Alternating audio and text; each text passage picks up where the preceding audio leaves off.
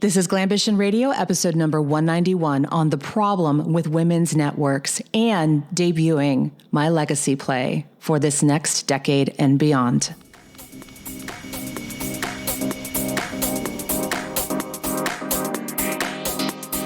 Welcome to Glambition Radio. I am your host, Allie Brown. I'm an entrepreneur, mentor, investor, and mom of twins.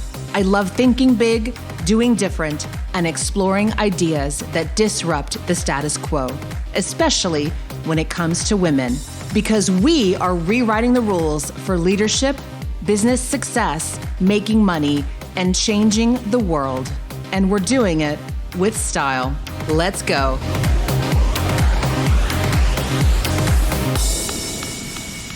Happy New Year. We are moving into 2020. It's here. I'm delighted to be back after being completely offline for about 2 weeks. I totally went dark on social. You feel most guilty about it, don't you? I'm like, am I really having a great holiday if I'm not showing it online and proving that we're having a beautiful Christmas? It was really liberating. And it let me just get focused and power up for what's going to be an incredible year for so many of us. I hope you feel that energy that's in the air right now. And I know there's a lot of crazy things happening in the world right now, a lot of crazy stuff happening, but I want you to tune in for this show into what we do have power over. And I'm telling you, this decade is going to be undisputedly one of the most powerful for women in business. And on this show today, I'm excited to announce something that I've been developing for a while. It's truly my legacy play. It's designed to be here long after I'm gone. But first, I want to address this big problem I see that actually led me to this creation. But I think these observations will be very helpful for many of you who are looking at, where do I go this year? How do I tap into places where I can be a better entrepreneur, be a better leader? Maybe you're not feeling it where you're at right now. And I'm actually going to back up to what we are seeing and feeling on a lot of the news. And that is, we're surrounded with an endless cycle of news and statistics and facts that repeatedly convince us as women that in many situations and areas, we're behind, we're treated unequally, we're victimized, we're disempowered, and much of that is true. The 2010s were a decade focused on correction, calling things out in a big way, shouting out what needed to be shouted out, fixing things that needed to be fixed. And that's not over by any means. But the 2020s is this turning point where now we are really going to get to work, to put more power behind our voices, to make more money, to amplify that power, and have the courage to step up and lead. And it's critical that we pull together to do this, especially those of us at the higher levels. And the sad fact is, however, there's a big problem with the current women's networks out there. And I'm going to go back now to when I got started about 20 years ago. The first thing I did to get my little freelance business off the ground was I needed to get clients, right? So I joined some local groups to hopefully network my way to getting started. And that was helpful. And I got a few clients from it and a few good connections. But then I realized most everyone else there was desperate for clients too. And it became this big party of desperation, like a lot of lack mentality, people not really there to help each other or make really good connections, So over the years, I found new circles to match where I was. At least I tried. So for years, I played in the internet marketing space, which was a big bro down, and I couldn't stand a lot of the conversations that were being had offline there, honestly. But I was at least learning some stuff that would help me. Until finally, I was just dying to get out. I really felt I'd maxed out. I didn't need more of this detailed how-to stuff. The attitudes and conversations weren't matching how I was feeling and the ideas I was having and what I wanted to create in the world. So I sought some solace in women's groups I found, national ones with local chapters. And, I appreciated their kind of softer touch. It was a warmer conversation. It was a fun approach. It was a welcoming community. There was absolutely no information that could help my business at that stage. These were and continue to be nice communities where you can rah-rah together, but it's not a true network. It's more of the you go girl, let's just make this all feel safe and fun crowd. And for the women who need that, it's perfect. If this is you, these communities help you get started. They help you not feel so alone. You generate a little more courage when you're embarking on your new venture. And this is perfect for the women who need that. If that's you, these communities help women get started and not feel so alone when you're embarking on that new venture, whether it's part-time or full-time. We all start somewhere. But have you realized that most all of the women's groups you'll find out there, these ones that are open to everyone and anyone, are really designed for beginners? Why is that? It's because that's where most of the women are, literally. The American Express 2019 State of Women-Owned Businesses report, we'll give a link here in the show notes, shares the fastest growing segment of all women-owned businesses is actually at the bottom tier of revenues, businesses generating less than $25K a year. The amount of women starting businesses continues to grow every year and every year. So that's where a lot of the mass market is for these organizations to target. So let me be clear, the problem is not that these groups exist. They serve a well-needed and clear purpose. Here is the problem. The problem is that the women who are ready for more get trapped here. They are caught in a cycle of networking laterally instead of up. I want you to really take that in.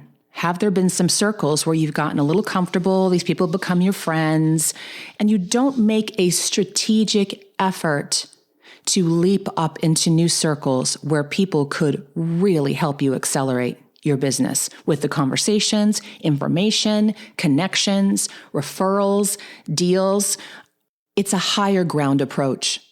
And it's not just observation here. There was a 2018 study named Why Women Build Less Effective Networks Than Men, shared some fascinating points that really validated what I've observed for years. Here's just a few of them. Women's networks tend to be smaller, more localized, and socially oriented, while men build networks strategically to reach their goals. Women are more likely to build ties with women on the same hierarchical level or lower status and power, not higher. They form less effective developmental relationships with powerful mentors, and liking others in their network is important to women. And I'm going to add being liked. Women tend to underestimate their value in a professional setting. I've also observed that women tend to stay in communities revolving around their specific industry as well, way too long. It results in an epidemic of myopic thinking. I did an entire show on this past September, if you want to go back and listen. I remember one of my old mentors, Dan Kennedy, said, it's like everyone gets their wagons in a circle and just watches each other and what each other are doing. And it's this hamster wheel of following and modeling. And the only result is crushing any fresh thinking and innovation.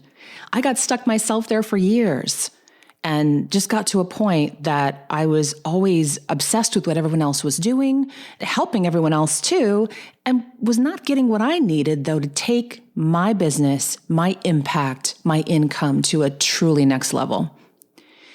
There's also disturbing evidence that many of the women's groups seem to kind of dumb down information. This is what breaks my heart the most. They kind of dumb down stuff versus the groups with men and women. Have you noticed that instead of bringing in high-level advisors and speakers to bring critical information and new perspectives to their members, they often focus on kind of feel-good agendas and more inspirational or personal development type authors and topics? And the conversation continues to be very basic. A quick example, one client of mine in Canada shared that last year she attended 2 meetings of separate groups that centered around the exact same specific industry, but one of the groups was solely for women. She said the information and level of conversation shared at the women's group was astoundingly lower than the information and level of conversation shared at the co-ed group, as well as the business level of the attendees. And sadly, as her business is at a very successful level, she never returned to the women's group. She opted to join the other one. And this is the tragedy. I think the reputation of women's networking groups has really become damaged in general. I know many women I meet who just said, I'm done with these women's groups. I'm just done. I don't get anything from them. It's just not what I need at this level of my business. I don't just need community. I have friends. I have a great support network, but I'm looking for something so much more powerful. Now let's talk about where you go when you hit 1 million. For many women, this is such an exciting time. Not only the fact that they've kind of proven to themselves what they're capable of, but look, that's when your income really kicks up. What you're taking home for you and your family, you really start to bank some cash. Your impact becomes more powered up. You're capitalized, but also because it opens you up to new circles. And when I hit the $1 million mark, I remember being so thrilled because I knew that would open some doors into networks that were exclusively for entrepreneurs making higher revenues, and especially women. I've always loved being around female leaders and strong female leaders. We do think differently. It's a different game for us. And I was incredibly fortunate to be invited into several private circles once my company hit the Inc. 500 and we were into the multiple millions. I applied for some awards and these things just start opening doors. And I was directed to one or two organizations that were public to apply to once you're at a certain level. And I was thrilled because I'm thinking, wow, I'm going to tap into some more amazing women here. And I'll tell you, the revenues of the members were impressive. These were global organizations, but the businesses were very traditional types. And the people were too. The organization itself seemed a bit behind as far as its approach, its mission, the conversations that were being had, and what it offered. So, whatever your flavor works for some people, but I didn't feel like a fit there. So I continued to research some new organizations, circles to join.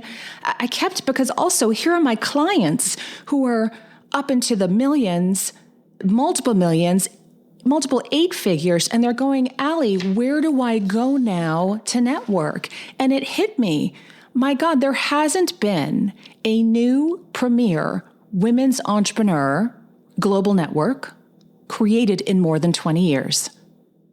And to me, it's ridiculous because aside from the beginner crowd I mentioned before, those of us generating over $1 million are actually the fastest growing segment of women-owned businesses. I squealed with delight when I saw this. But all we can find out there are these groups for beginners or ones that don't fit. We are actually an underserved sector. There's women leaders just waiting for something to tap into, to power up in this decade. And so over the past few years, this little voice kept coming in my head, like, maybe you're supposed to do this. And I'm like, no, I don't know.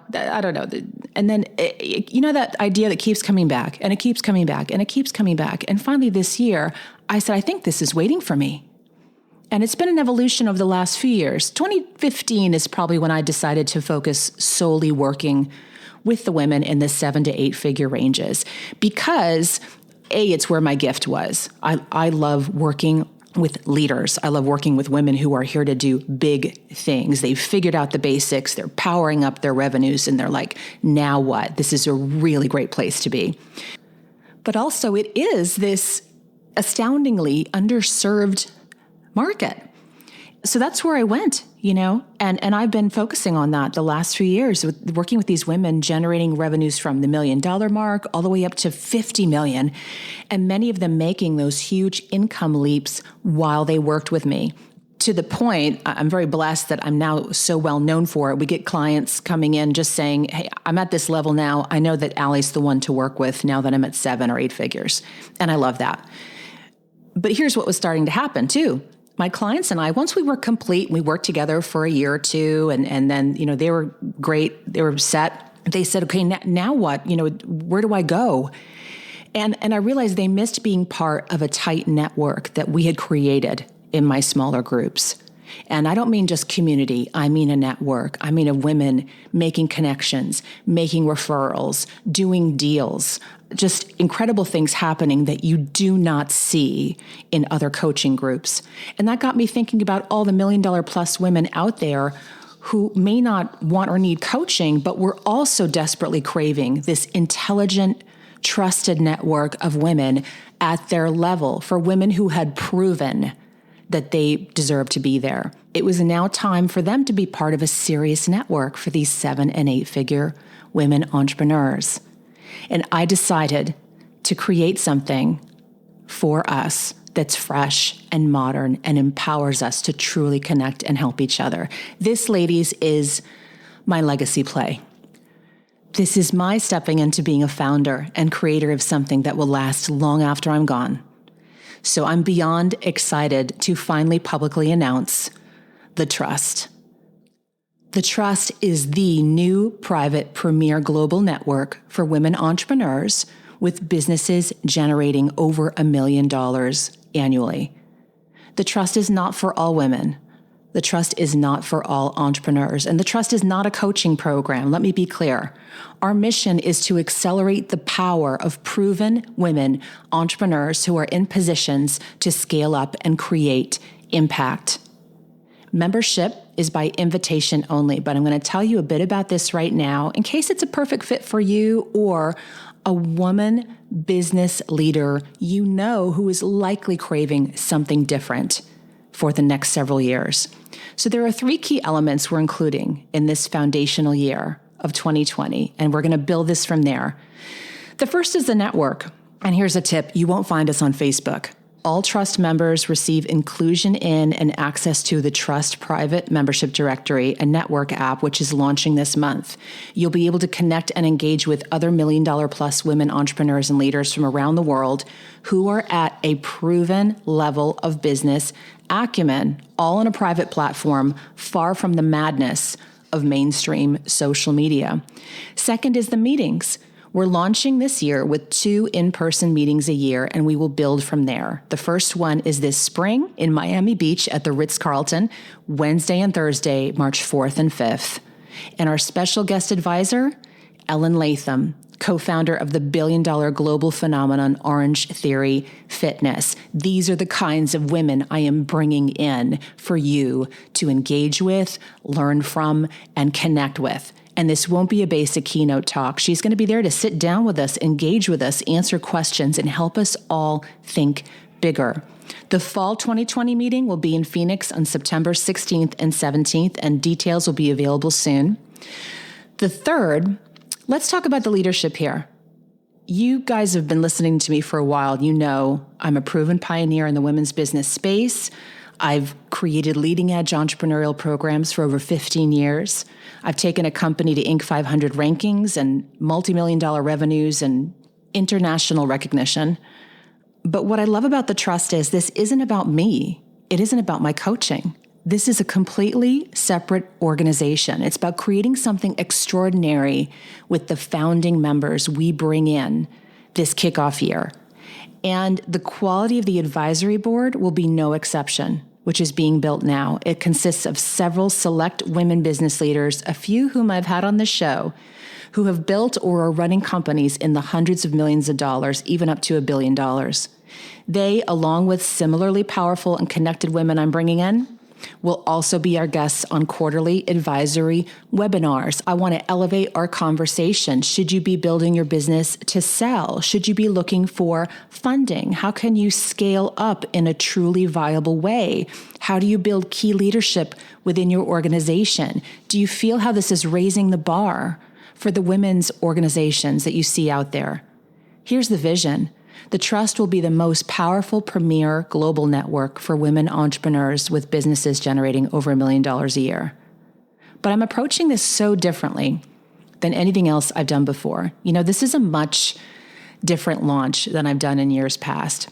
When you are playing for the long game, you are doing things more thoughtfully, carefully, and with the powerful intention of honoring a strong vision of how game-changing your creation can be.